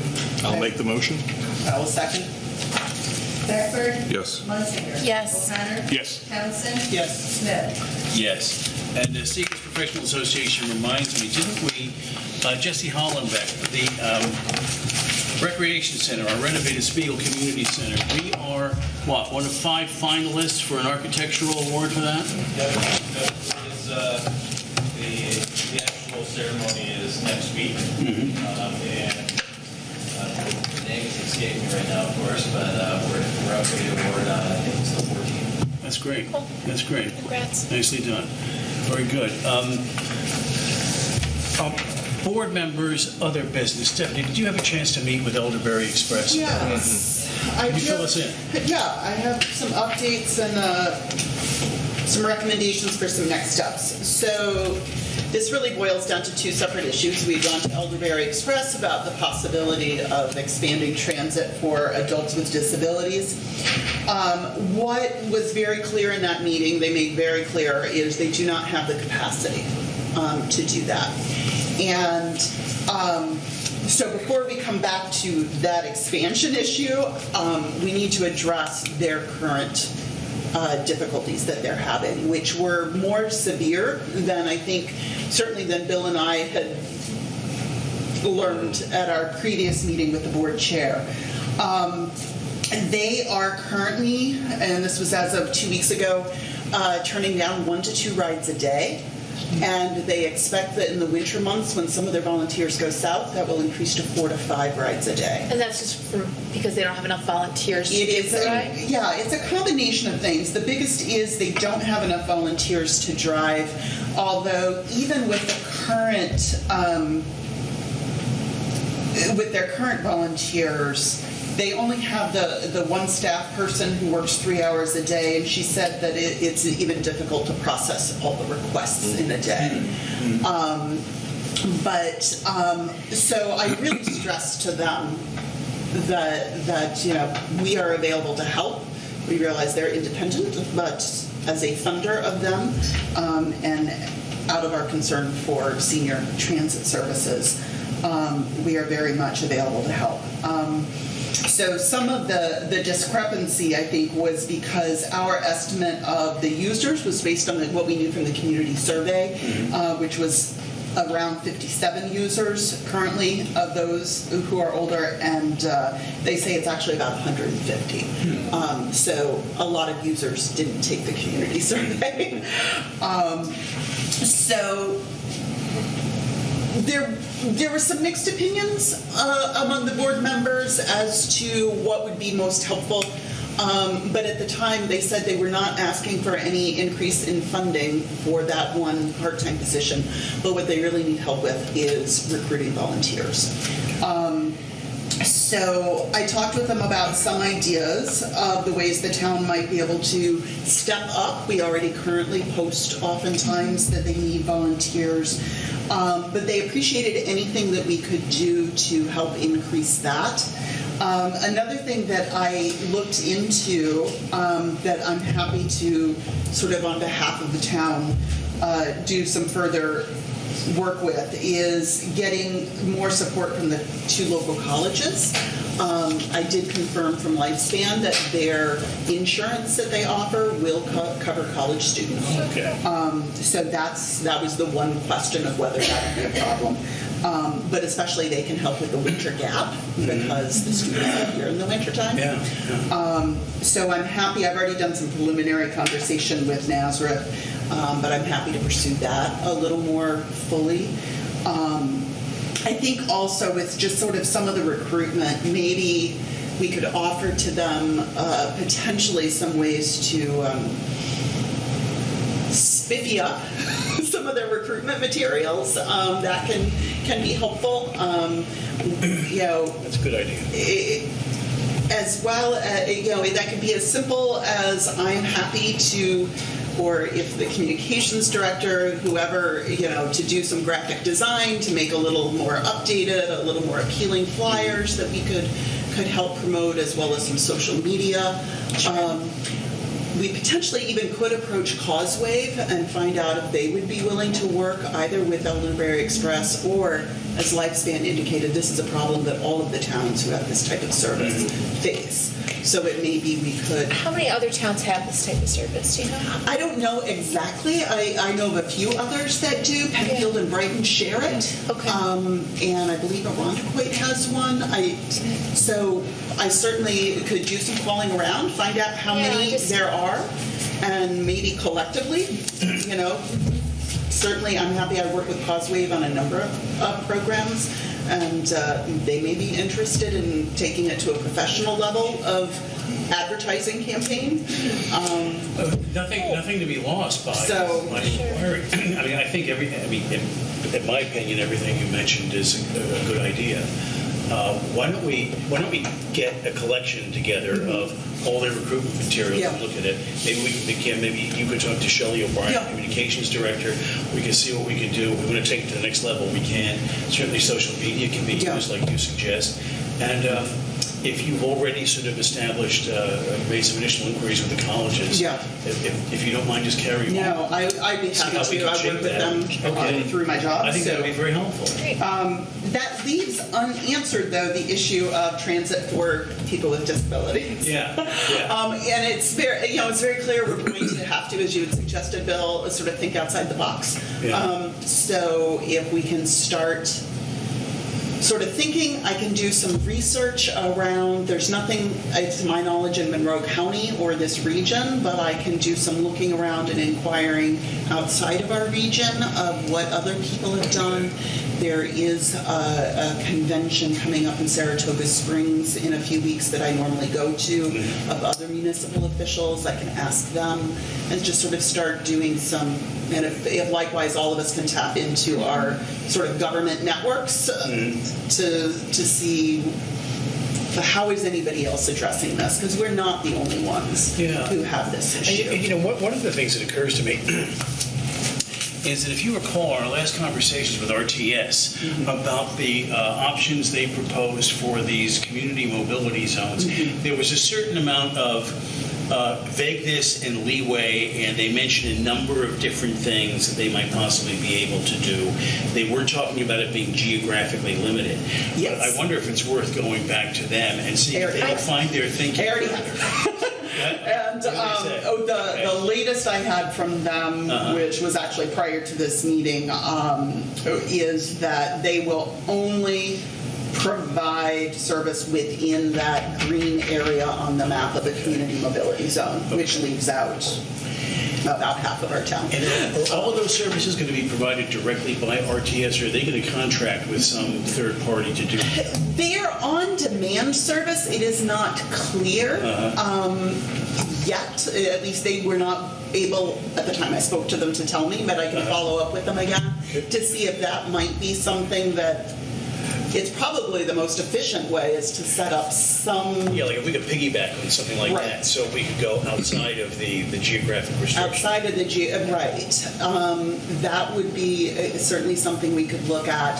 One thing we'd want to make sure, again, in light of the population we're looking to serve, is just keeping in mind, the price point, because people with disabilities as a population are very economically disadvantaged.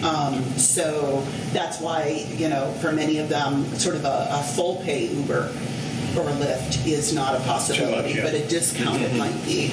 There are,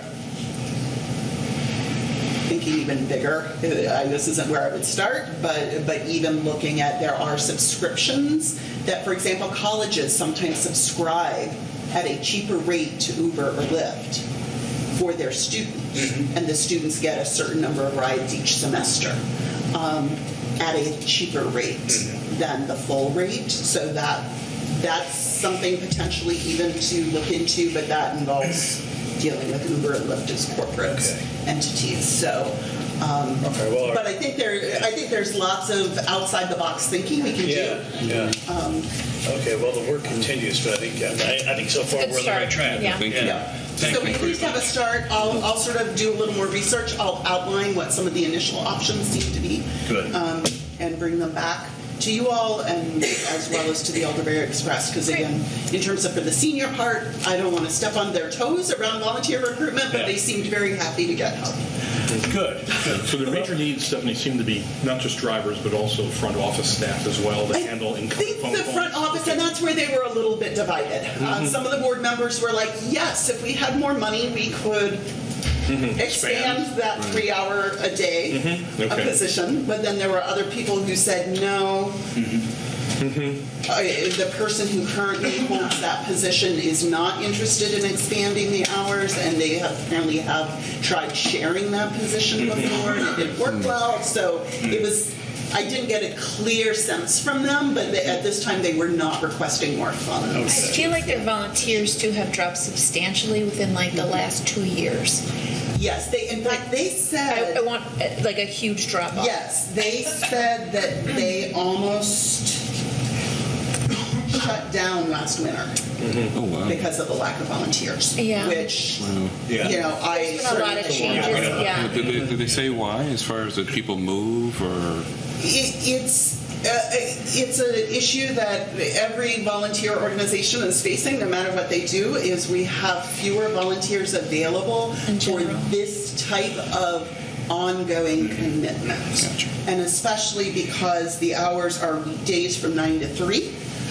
You essentially are looking at people who are retired, young retirees driving older retirees. So that's where the college students are a wonderful other population to tap into, potentially. But there are just not as many people who are available to volunteer. Some go south. Some may not want to drive in the winter. And that's the other thing is that they say it gets worse every winter because a number of their regular volunteers go south. Well, if we've accomplished nothing more so far in our attempt to find some solution for the disabled, we have identified some issues for the existing Elderberry service, and we seem to be within striking distance of being able to help them with that. So that's good. Thank you so much. Okay, I will keep you all updated. I'll do a little more research and come back with some potential ideas. Thank you, sir. Thank you. Board members, any other business matters come up under other business? If not, Ms. Reddick, do we have anyone signed up to speak in the public comment section? Seeing none, we thank you all for coming tonight. If you were a student who needs a certificate signed, Come on please up. approach us. And with that, we are adjourned. Thank you all for coming. Hey, guys.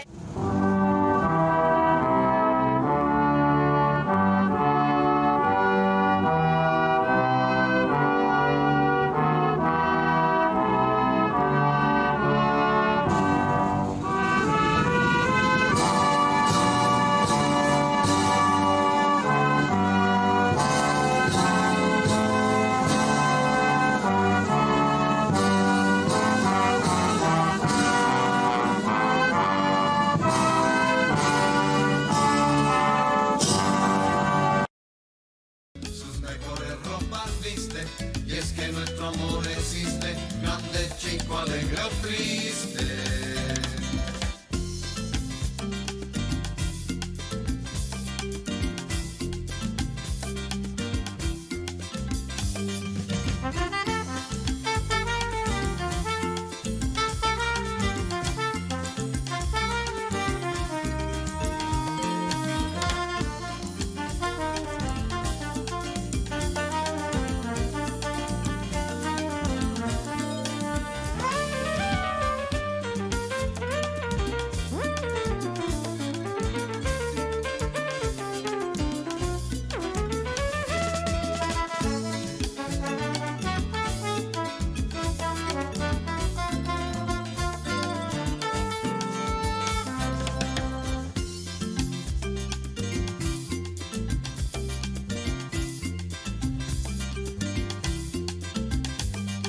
Magdalena, Lena, Lena, Magdalena, Magdalena, Lena, Lena, Magdalena, Magdalena, Lena, Lena, Magdalena, Magdalena, Lena,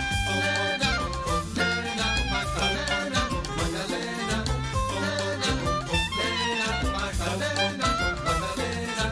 Lena, Lena, Magdalena, Magdalena, Lena,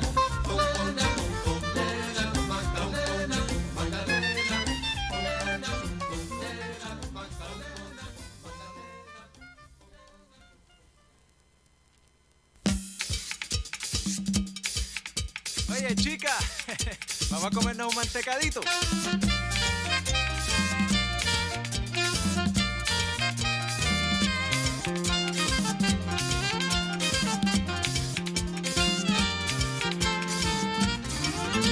En Villa Clara yo vi un vendedor popular, por cierto muy singular, que su pregón yo aprendí. Yo quiero cantarlo aquí para ver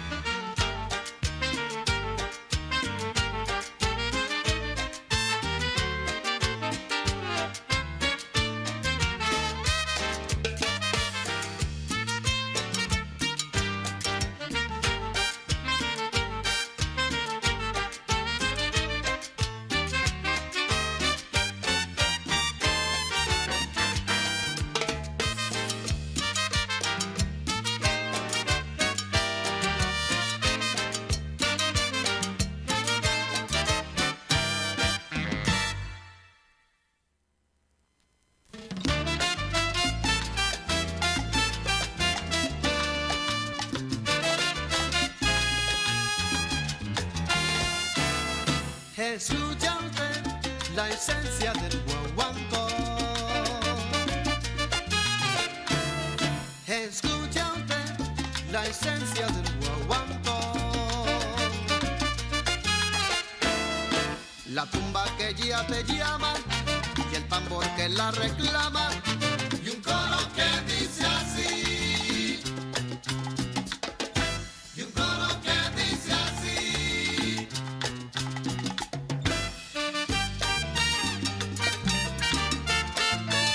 Oh, no, no, no, no, no, no, no, no. Te traigo mi guaguancó sabroso. Escucha usted la esencia del guaguancó. Escucha bien lo que yo te canto. Yo traigo mi guaguancó para gozar. Escucha usted la esencia del guaguancó. Y si tú quieres bailar, goza sabroso ritmo guaguancó.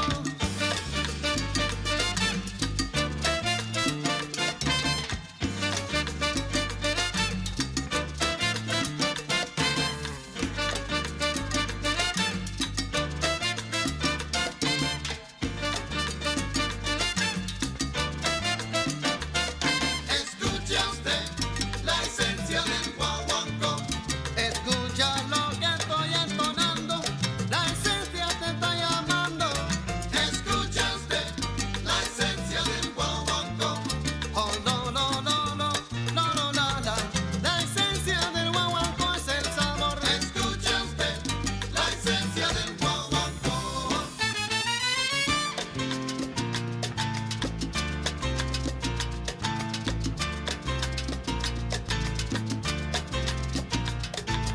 Oye, qué sabroso está mi guaguancó. Oye, qué sabroso está mi guaguancó. Oye, qué sabroso está mi guaguancó. Oye, qué sabroso está mi guaguancó.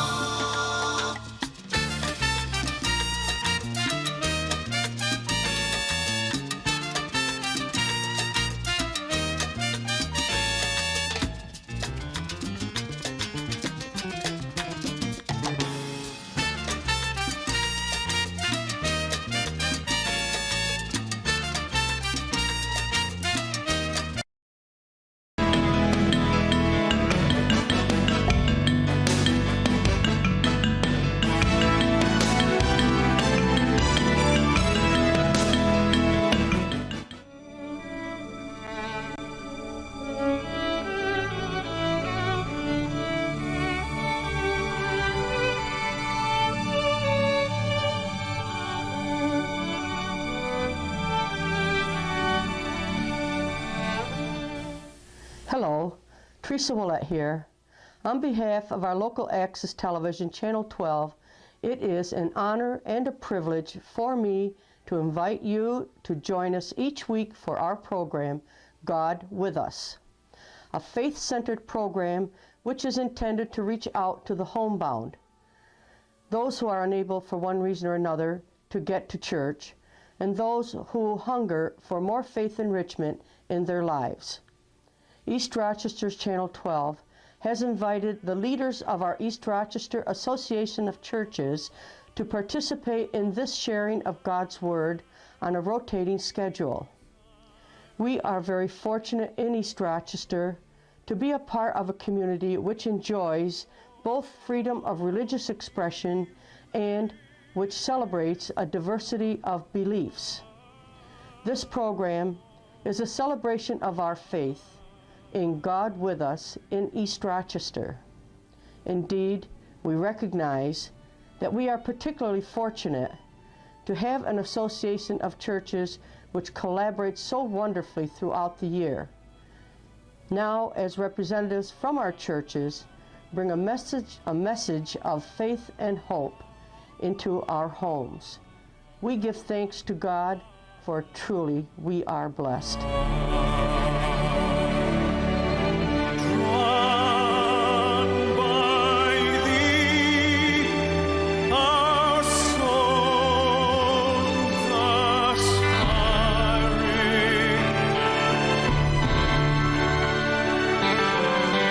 So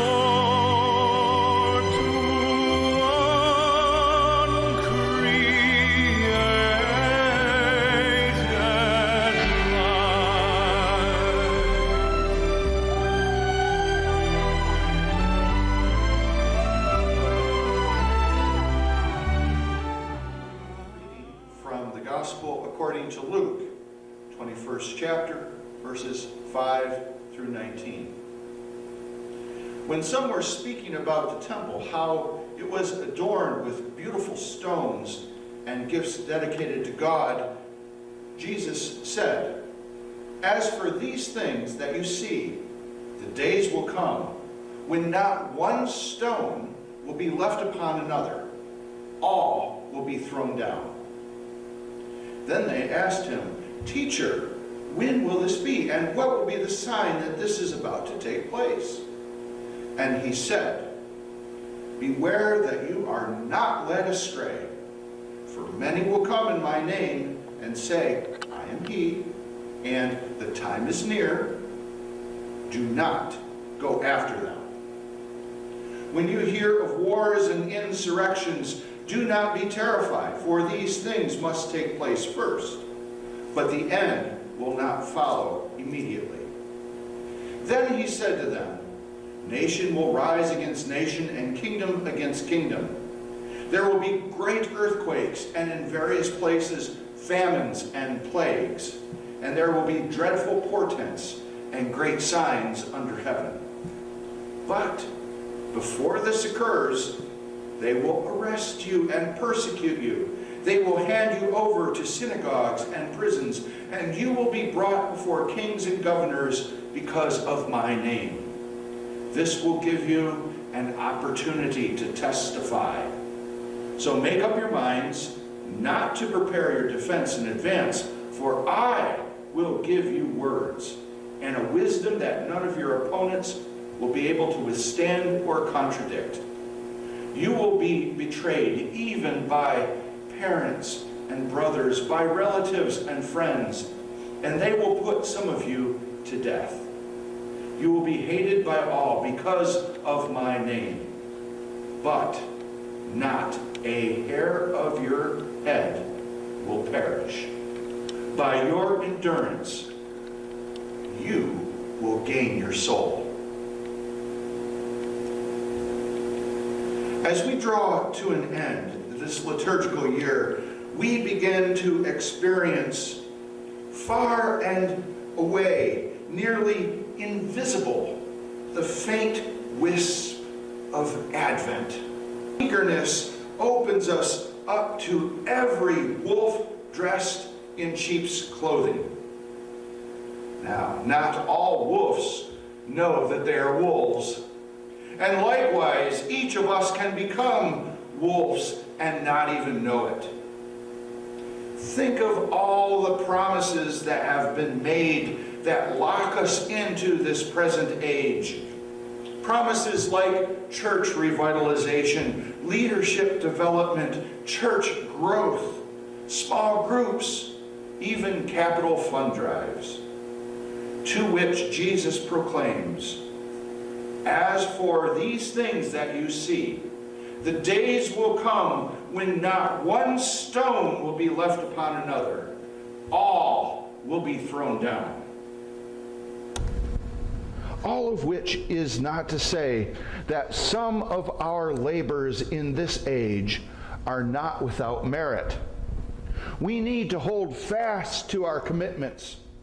We need to honor our word. We need to recognize earthly laws. We do need to be wary. We need to discern.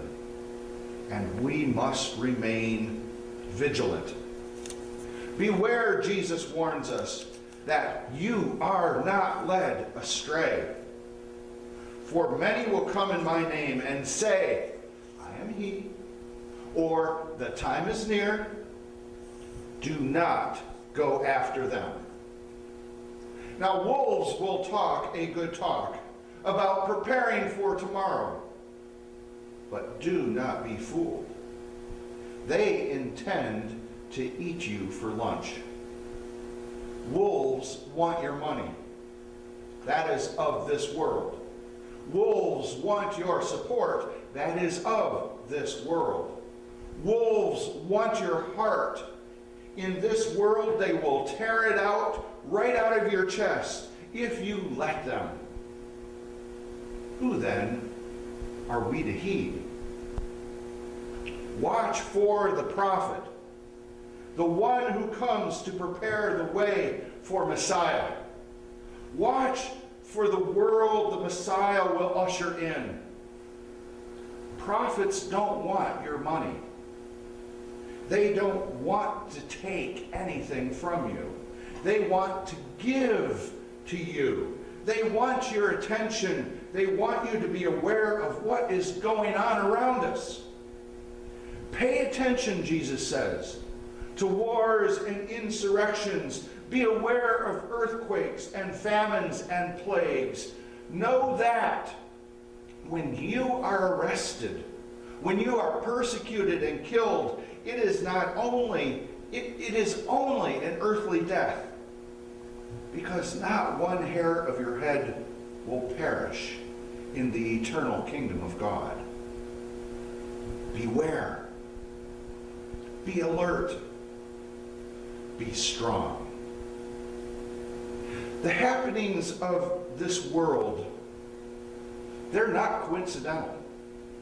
We should not treat them with blind or indifferent ignorance. We are already living God's plan. We only see our tiny little place in it. Hindsight only affords us an educated guess regarding divine strategy. But from hindsight, we should draw from the well of assurance and know that we remain steadfast in the hand of God. I cannot explain why those who love you would turn on you. But I do know that God is in control. I cannot explain why some suffer terribly. Disease, disaster, famine, or death. But I do know that God's plan is being deployed. I cannot explain why people hate, all because of the name of Jesus. Yet, we know that even this is a facet of God's greater design. Beware. Be alert. Be strong. In the 5th century, John the Solitary counsels Hesychius. He says to choose vigilance, even in preference to fasting. For vigilance makes the understanding luminous. It keeps the intellect awake. It makes the body still. It is more beneficial than all other labors. Now we know that a prolonged state of hypervigilance can be counterproductive. 2,000 years of watching and waiting with every expectation that the next moment may be the last may lead one to be tempted to downplay the importance or to decrease the attention one places on the imminence in Jesus' voice when he tells us to keep alert, like the wise servants prepared for the arrival of the householder. The editor of the magazine Weavings, John Mugabe, he wrote a number of years ago. He said, vigilance is poised attentiveness to the spiritual environment. It is sensitive awareness of the presence and the purpose of God in our midst. Uninhibited responsiveness to the flow of love's energy at work in the world. It is the constant resistance to temptations that deform that love. For Philotheos of Sinai, such alertness cleanses the consciousness and it makes our conscience lucid. Beware. Be alert. Be strong. Mindfulness. I believe it is the posture of all disciples of Jesus, mindfulness. Mindfulness is both being alert and it's being aware that the old world was and now is, that the earth and its mortal nature was and is now already gone. The kingdom of God both is and already is to come. For those who endure, their souls have already been gained. For those who remain strong, salvation has already come. Mindfulness. Mindfulness knows that strength does not come from within that little mustard seed of faith that has already been planted in you. Rather, strength is a gift from God. And it's a gift from God for all those who would simply claim it and own it and make it their own. Mindfulness knows that strength does not come from knowing. Strength comes from questioning. Faith is never factual or certain. Otherwise it wouldn't be faith. Faith is being mindful enough and courageous enough to be uninhibited and untiring in the mortal quest for divine answers. Mindfulness, finally, is knowing that at this place in the journey, it is impossible to traverse that unclimbable rock of our existence, to endure trials and temptations of this mortal life, and to do it alone. Endurance comes from community. Endurance comes from community. This body of Christ is more than mere flesh and blood. This body of Christ is comprised of every living disciple and every resurrected saint. The body of Christ, the whole body of Christ, is necessary to carry us when we can't carry ourselves, to support the journey of others when they can no longer make it on their own either.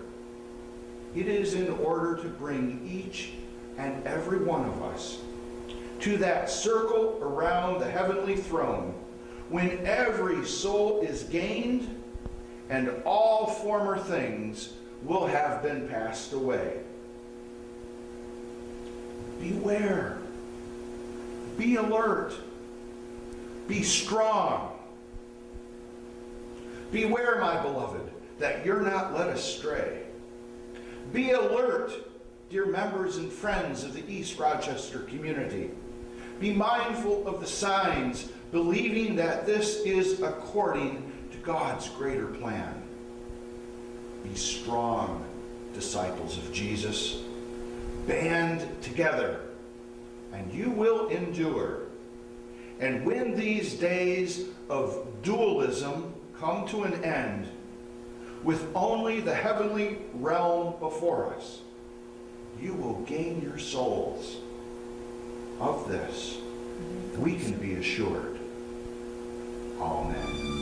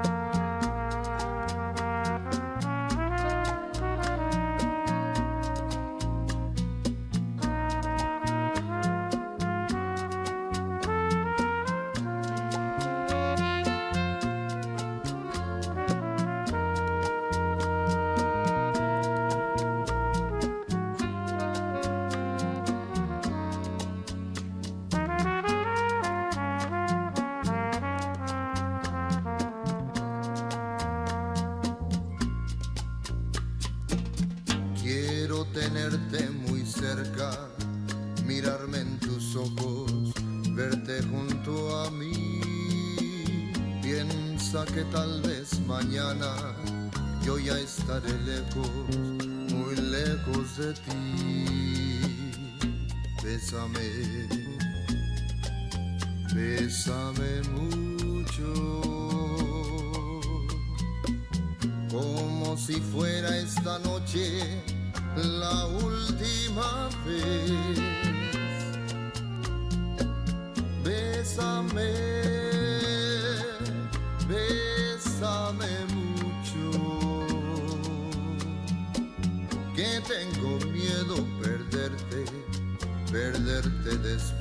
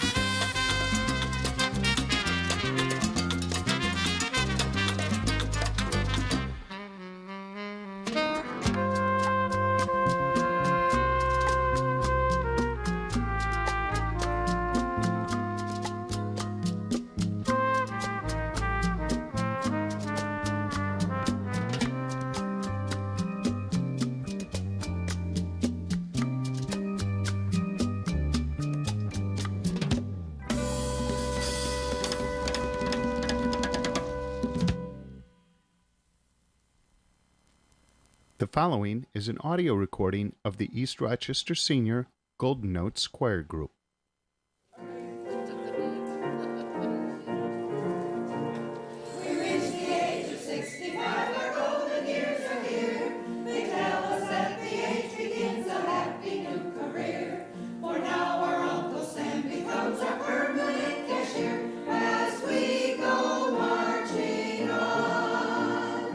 Glory, glory, hallelujah.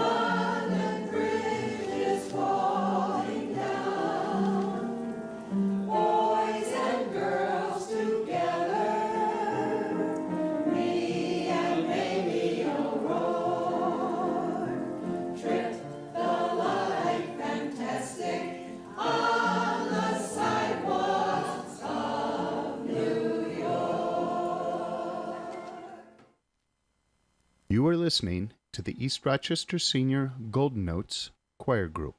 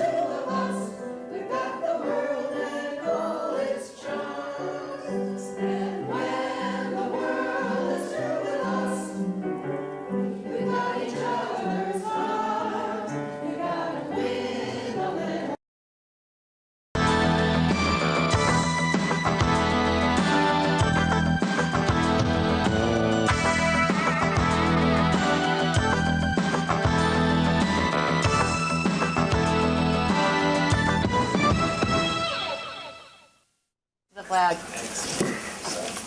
I pledge allegiance to the flag of the United States of America and to the republic for which it stands, one nation, under God, indivisible, with liberty and justice for all.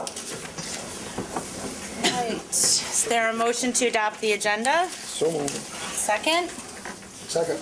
Right. Madam President, with your permission, I would like to do a little something first. Oh, sure. Okay. Thank you very much. Do a little something.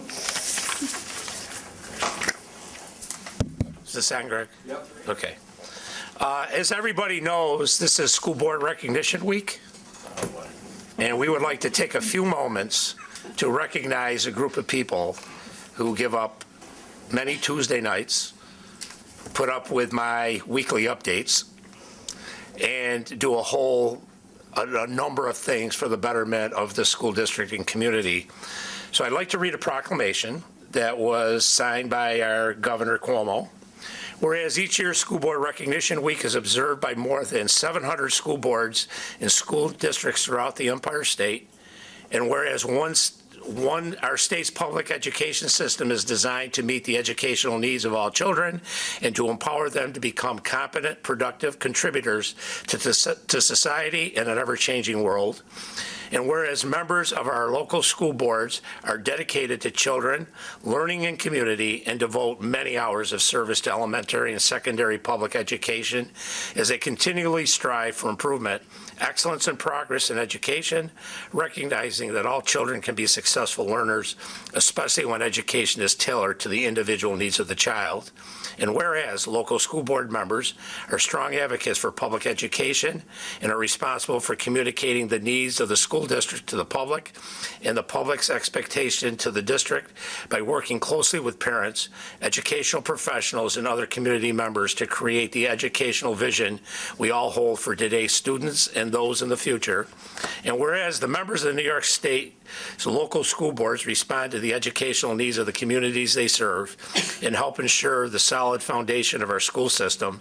In doing so, these leaders help strengthen our state's educational system and improve future future prospects for our children. And whereas during October 21 through 25, 2019, special activities and programs will be held in communities across New York State in observance of School Board Recognition Week, and it is fitting to join in acknowledging the commitment and contributions of members of our local school boards. Now, therefore, I, Andrew M. Cuomo, Governor of the State of New York, do hereby proclaim October 21 to 25, 2019 as School Board Recognition Week. Thank you. Thank you very much. But wait, there's more. We did a little project, or I shouldn't say we, our art students did a little project. So the class of 2023 inspired a collaborative project. Awesome students in Mrs. Deal's 8th grade art class worked together to complete this large-scale production of Vincent van Gogh's Starry Night. Each student did one piece of the puzzle, paying careful attention to shape and proportion. Each student had to exhibit great skill in oil pastel, shading, as well as communicate and work together with their peers to match their pieces, resulting in a unified artwork. And everybody has a framed picture We do the of this. reveal. Oh, wow. Look at that. How's that, huh? Beautiful. Thank you so And much. in the back of this, somewhere here, In the back of, yeah? on the back of this little card is every student who contributed to that piece of artwork. Yep. So it's on the back of Oh, that on this card. card right here. All right? Oh, very nice. And there's also a certificate in there too, okay? So again, guys, thank you. Oh, thank you. Thank you for all you Thank do you. for all of us. By the way, this is framed, this is part of the package too. Not as big, but it's all in there, okay? Very nice, but thank you again. Thank you. And the bags are complimentary of Monroe County School Board Oh, Association. isn't that nice? I prefer the artwork. And by the way, we kept it under the threshold, so we're all set. Save on In case cost. anybody's getting nervous. That's right, yeah. Very nice. But no, thank Please you again, extend- guys. You guys do a thank hell of a job for us. Please extend to the students our gratitude. Thank you. But thank you. Actually, all their names. We could send thank you note if You we want could, to. you Okay, may sure. do If that, those and two- thank you for obliging. Absolutely. Very nice. Thank you. All right. We had a second. Any questions? All in favor with the agenda? All right. Matico, 6th grade science teacher here at the school district, and we're here tonight to talk about digital creators and its kind of evolution.